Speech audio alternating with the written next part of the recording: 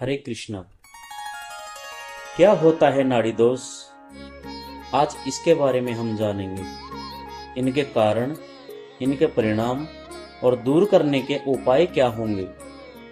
प्रिय मित्रों, ज्योतिषियों की माने तो नाड़ी दोष लगने पर वैवाहिक जीवन बेहद ही कष्टमय बीतता है।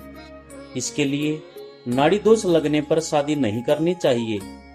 इसके बावजूद वर और वधू एक दूसरे से शादी करना चाहते हैं तो किसी ज्योतिषी सलाहकार से सलाह लेकर के आप ये शादी कर सकते हैं।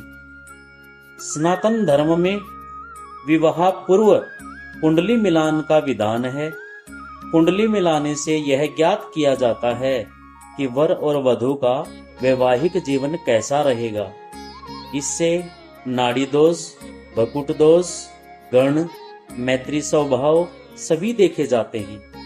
अगर कुंडली मिलान में नाड़ी या भकुट दोष निकलता है तो विवाह के पश्चात परेशानी आती है। इनमें नाड़ी दोष लगने पर शादी न करने की सलाह दी जाती है। ज्योतिषियों की मानेंगे तो नाड़ी दोष लगने पर वैवाहिक जीवन कष्ट में बीतता है। कई मौके पर तो तलाक भी हो जाता है। इसके लिए नाड़ी दोष लगने पर शादी नहीं करनी चाहिए।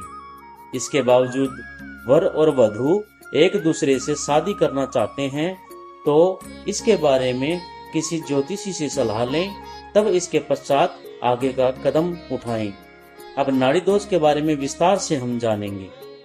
ज्योतिषियों के हिसाब से वर और वधू दोनों की एक नाड़ी होने पर यह दोष बन जाता है। ज्योतिष शास्त्र के अनुसार 3 प्रकार की नाड़ी होती हैं, जो क्रमशः आदि नाड़ी, मध्य नाड़ी, अंतः नाड़ी। अगर वर और वधू दोनों की एक ही नाड़ी है तो इसका निवारण अनिवार्य है। अगर बिना निवारण के वर और वधू की शादी होती है तो कन्या यानी कि वधू को गर्भ धारण करने में परेशानी आती है। वहीं होने वाली संतान भी असामान्य पैदा हो सकती है। नाड़ी दोष लगने पर अकस्मात मुसीबत आती रहती है। साथ ही वर और वधू के बीच संबंध बेहद कटु रहते हैं। इस स्थिति में वियोग की भी संभावना बढ़ जाती है। मध्य नाड़ी दोष लगने पर वर वधू में एक या दोनों की मृत्यु की संभावना बन जाती है। नाड़ी दोष को दूर कैसे करें? नाड़ी दोष को दूर करने के लिए वर और वधू दोनों को महामृत्युंजय का जाप करना चाहिए। साथ ही किसी योग्य ब्राह्मण के द्वारा नाड़ी दोष का निवारण भी करवा लेना चाहिए। इसके अलावा नाड़ी दोष के प्रभाव को कम करने के लिए गौ का दान, स्वर्ण का दान, सत, अनाज का दान, भोजन का दान और कपड़ों का दान भी आवश्यक होता है।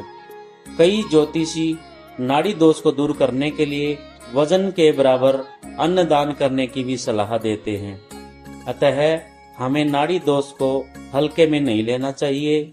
इसका निवारण जरूर करवाना चाहिए। जय श्री कृष्ण।